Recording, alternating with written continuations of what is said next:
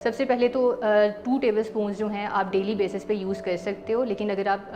किसी बच्चे को दे रहे हो तो उस टाइम पे प्रेफरेबल ये रहेगा कि आप 1 टीस्पून उनको दो तो वो बेहतर है। अब कुछ लोग जो हैं वो डेली बेसिस पे यूज़ करते हैं इसबगोल को कॉन्स्टिपेशन के केस में कि उनको आसानी हो इससे, लेकिन होता ये है कि अगर आप डेली बेसिस पे कुछ किसी चीज़ को इस्तेमाल करते हो तो आपको उस चीज़ की एडिक्शन हो जाती है, आदत हो जाती है। अब उस चीज़ को आप इस तरह से अवॉइड कर सकते हो कि अगर आप इसबगोल यूज़ कर रहे हो तो कोशिश करें कि 4 से 5 दिन यूज़ करने के बाद आप तकरीबन 15 दिन का गैप दें और फिर दोबारा से आप उसको दोबारा से कंटिन्यू करें 1 हफ़्ते तक। इस तरह से बीच में 10 से 15 दिन का आप गैप देंगे तो आपकी बॉडी को आदत नहीं होगी, जिससे कि आपको एडिक्शन नहीं होगी और आप इजीली आगे जाके भी यूज़ कर सकेंगे। अब डिफरेंट कंडीशंस में आप किस तरह से यूज़ कर सकते हैं, अगर आपको डायरिया है तो आपने दही के साथ यूज़ कर सकते हैं या पानी के साथ यूज़ कर सकते हैं। अगर आपको कॉन्स्टिपेशन है तो आपने किसी गर्म चीज़ के साथ यूज़ करना है, जैसे कि गर्म दूध हो गया या फिर गर्म पानी का गिलास हो गया, आप उसमें यूज़ कर सकते हैं।